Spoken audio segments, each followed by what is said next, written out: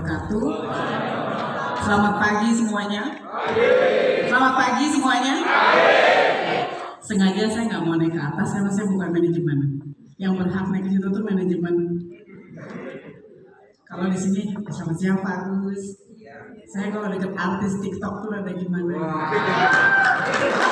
Ada penasehan. Itu kan akur semeja.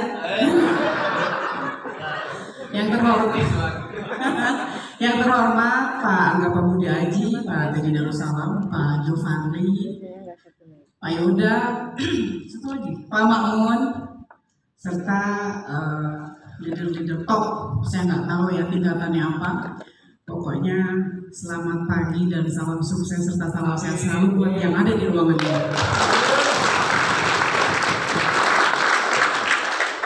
Entah kenapa selalu ketika melihat sosok Panasehan saya kayak ada magnet ketarik ke mejanya gitu kan.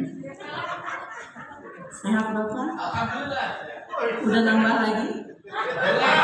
Nggak boleh. Sehat Pak Agus? Nggak mau kayak Panasehan? Jangan lupa ya. Ini kasihan, saya ngeliat kayaknya nggak kebagian semua yang terlalu pendek ya. Kelihatan saya nggak?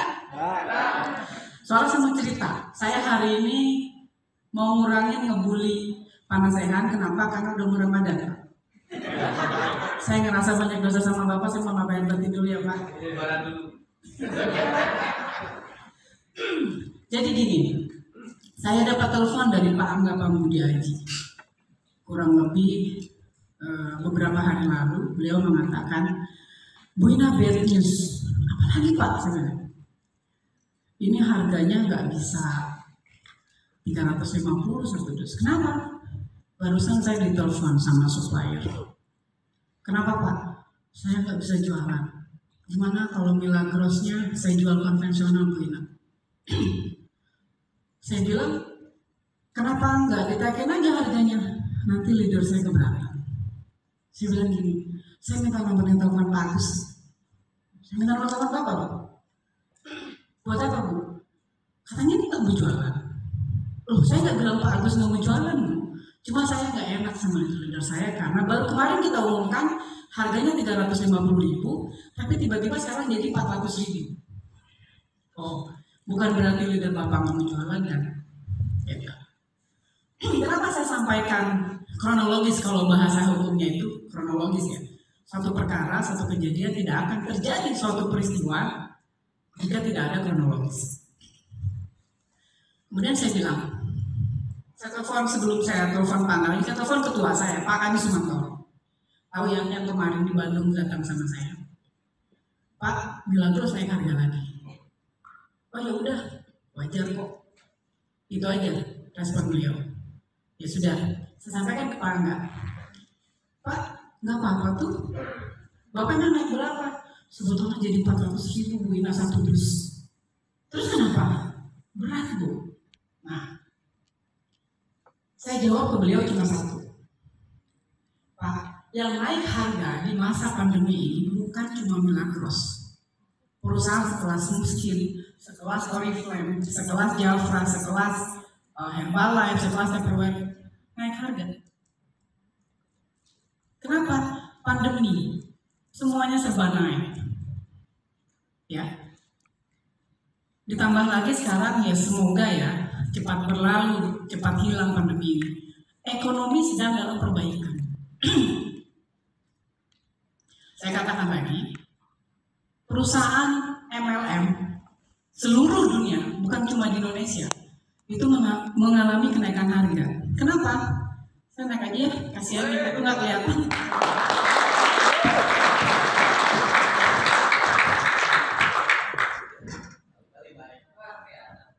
Kan? Kasihan yang nyutin-nyutin tuh sampai jinjit-jinjit gitu. Persepsinya. Jadi saya lanjutkan. Perusahaan-perusahaan MLM di Indonesia itu ya seluruh dunia bahkan mengalami memang tidak semua, tapi ada kenaikan harga di beberapa perusahaan. Entah itu di perusahaan besar, entah itu di perusahaan kecil. Ya. Dan saya melihat, saya pribadi melihat, tentunya penglihatan saya ini berdasarkan experience, berdasarkan pengalaman. Kenaikan harga yang dialami oleh Milagros itu bukan hal yang wow, bukan hal yang perlu dibingungin, enggak juga. Karena kenaikan harganya memang kalau menurut saya itu tidak terlalu signifikan. Kenapa saya katakan tidak terlalu signifikan? Karena di situ satu dus botol besar itu nilainya 12 DV. Begitu ya, Pak Mamun. Sedangkan di botol yang tadi traveling size itu ya, itu BV-nya 11 BV.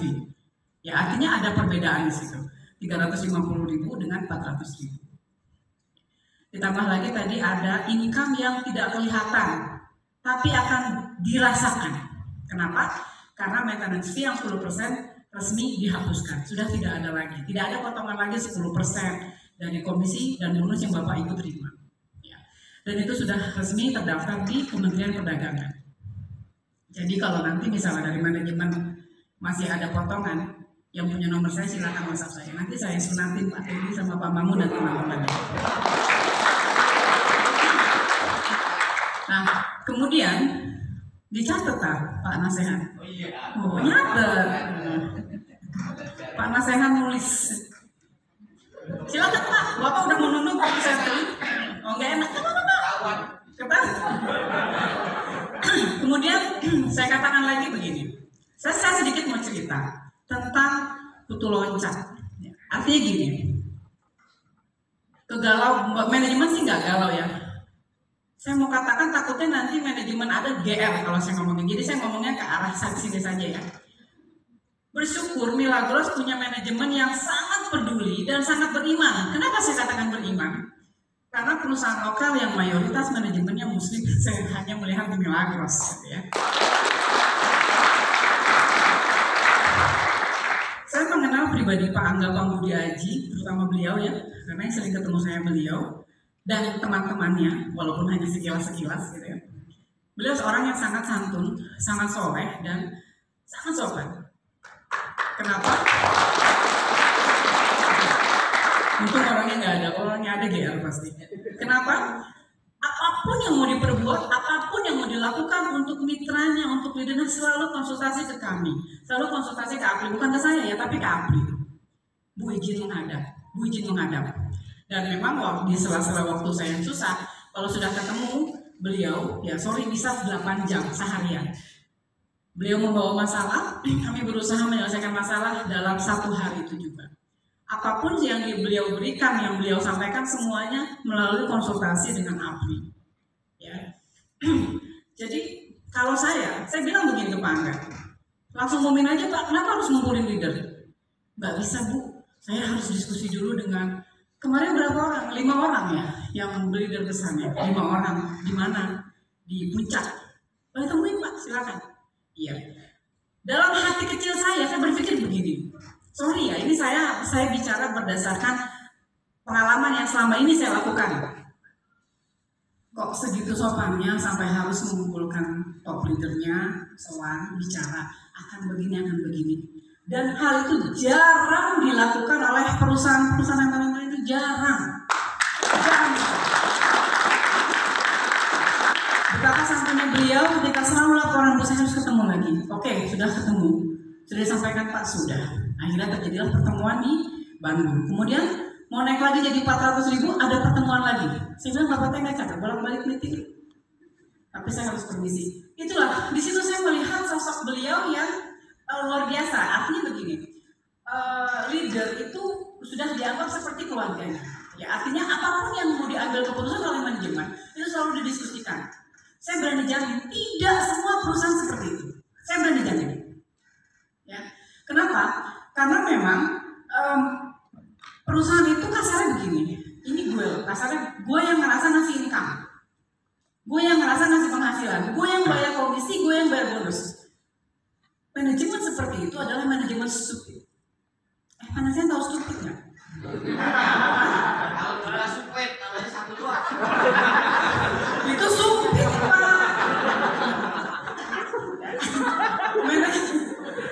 Saya tuh selalu grogi kalau di depan Pak Nasehan gitu ya.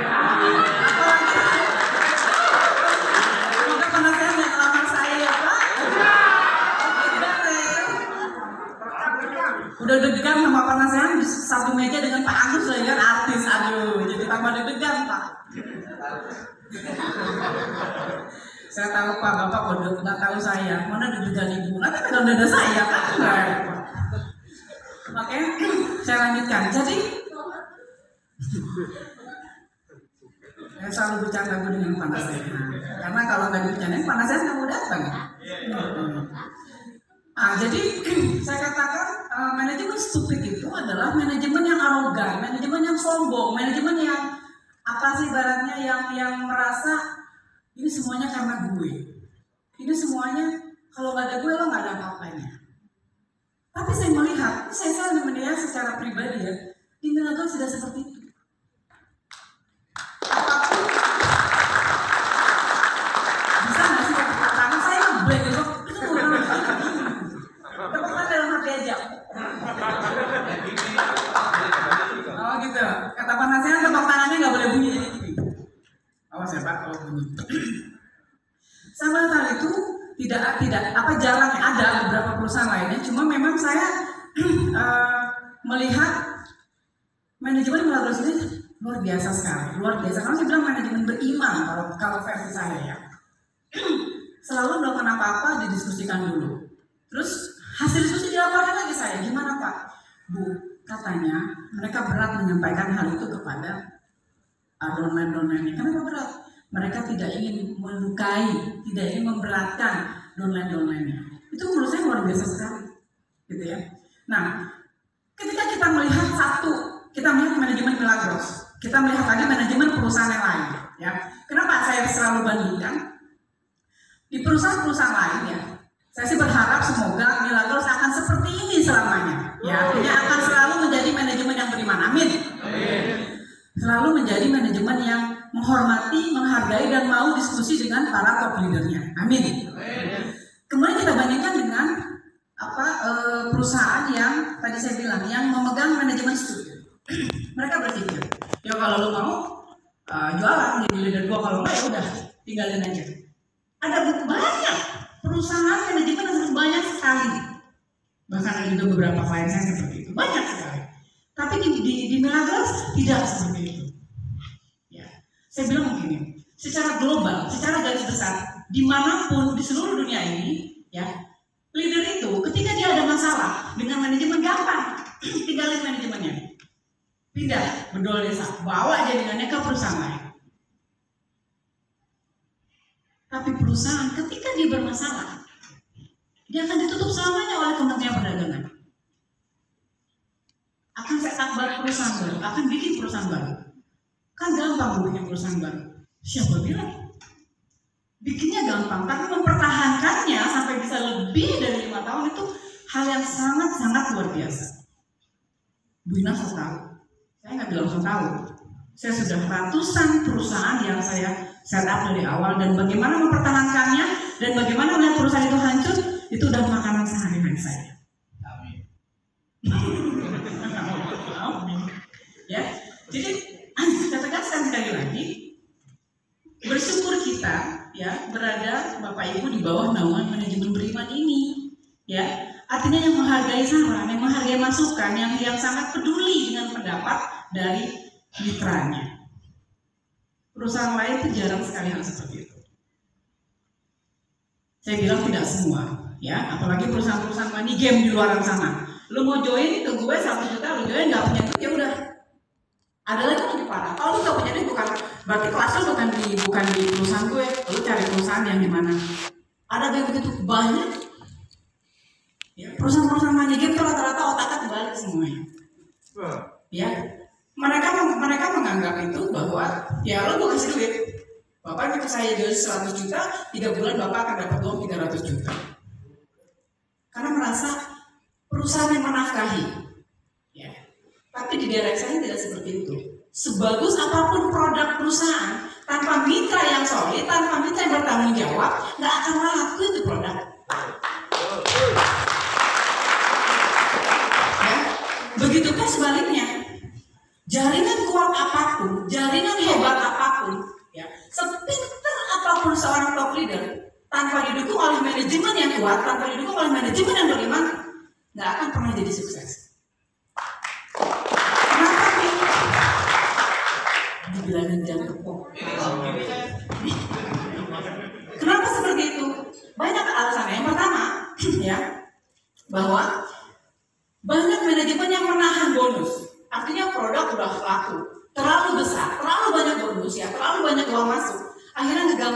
bonus si mitra. Tarsok. Apakah perusahaan nggak punya duit? Perusahaan punya duit, tapi dia merasa karena mitranya butuh kan, ditambah. Yang akhirnya si mitra-mitra ini, si leader-leader ini berdolesa pindah ke perusahaan lain. Hingga muncul di istilah MLM di Indonesia yang namanya kutu loncat. Kebetulan Apli pernah menjadi bagian dari Satgas Waspada Investasi yang rajin kita bikin list pengumuman setiap hari Jumat perusahaan-perusahaan yang masuk kategori investasi ilegal. Ya. Nah, di situ gampang sekali. Perusahaan kita panggil, kita sidang. Kenapa Anda melakukan ini? Oh, itu bukan kita, Bu. Tapi itu leader kita, jaringan kita. Itu support system kita. Ya. Kami sebagai Satgas Waspada kala itu, kita tidak peduli dengan apa jawaban dia. Kita berdasarkan fakta dan bukti di lapangan. Memang banyak. Yang membuat ulah adalah leader-leader. Contoh, misal, mohon maaf ya Panasnya. Misalnya Panasnya sudah merasa besar. Gue udah sukses nih, gue udah punya istri lebih dari 2 gitu kan. Contoh Pak. Merasa sombong, merasa arogan. Kalau perusahaan nggak nurutin mau gue, udah, gue pindah sama jaringan gue. Arogan nggak Panasnya? Kebayang nggak? Saya pindah ke jaringan ke perusahaan lain. Pindah misalnya ke perusahaan XX. Apakah posisi Panasehan di perusahaan lain itu akan seperti ketika ada di Milagros atau tidak? Tidak, pasti akan mulai dari 0. TK lagi. Nah, TK ya. 0 lagi. Bisa-bisa istri yang di rumah nanti satu-satu berkurang kan? Karena kan berdasarkan omset. Gitu. Kata bagus, kawin lagi aja gitu. Gimana mau kawin lagi kalau bapak pindah perusahaan? Ibu bapaknya peluk-pelukan sama Panasehan. Saya baru sadar loh. Ya, jadi itu sebagai contoh, sebagai kiasan. Kenapa saya menekankan ini? Karena dalam perbaikan ekonomi, ya pergolakan di jaringan ini banyak terjadi di luar sana. Pindah, jadi kan satu pindah. Tapi percaya, saya di industri direct selling sudah lebih dari 17 tahun. Saya sudah melihat perusahaan hancur, saya sudah melihat perusahaan jatuh bangun, saya sudah melihat perusahaan jalan yang cepat seperti apa. Kebetulan sekarang aku punya podcast. Nah, Sabtu 2 minggu lalu saya dengan Jipro wawancara 2 perusahaan besar, ya, sangat besar malah di Indonesia. Orang yang sangat bertanggung jawab di perusahaan itu. Saya tanya, gimana sama pandemi income-nya? Nggak terganggu. Bayangin, selama pandemi tidak terganggu, malah omsetnya makin naik leader-leadernya. Di saat pandemi si leader income per bulannya hanya 1 M, tapi ketika pandemi si leader bisa menjadi 2 M, malah bisa 10 kali lipat, bahkan sampai 100% kenaikannya. Kenapa hal itu terjadi? Karena solid dan karena trust kepada perusahaan. Nah, saya berharap di Milagros nantinya dengan adanya kenaikan harga ini justru penghasilan Bapak Ibu yang ada di ruangan ini beserta para downline-nya akan bertambah.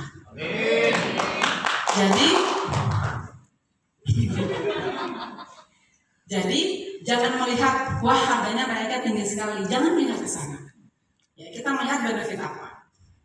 Saya bilang ke Pak Anda, kenapa bikin naik? Kenapa Pak? Ibu tahu botol ini Ibu pegang, botolnya bagus, keras. Coba Ibu bandingkan dengan air mineral biasa yang botolnya kita pencet begini, lembek.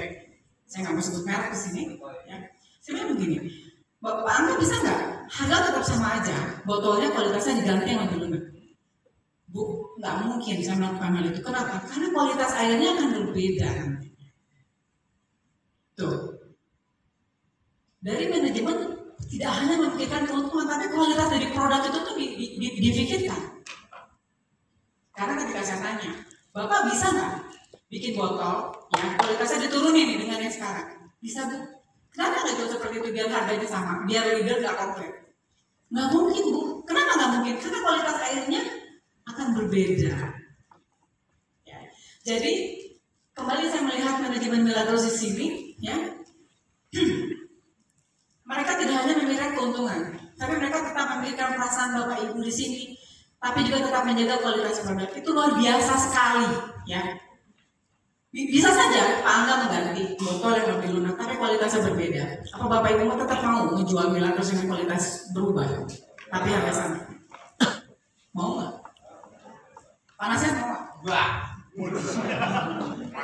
Nggak mau pasti kan? Kenapa nggak mau Pak? Ya cari sama Lamborghini beda tuh. Wah, punya Lamborghini Pak? Hampir. Kalau pada punya Lamborghini ke rumah saya ya. Baru gambar. Bingkai yang besar Pak. Kalau kata Pak Usa disolawati gitu. Ya biar nanti Lamborghini-nya keluar di gambar beneran kan. Tamiya kecil. Ya, bercanda ya Pak, semoga gitu kan. Nah, terakhir yang ingin saya sampaikan kepada Bapak Ibu sekalian, tidak ada maksud sedikit pun saya memuji Milagros, tidak ada.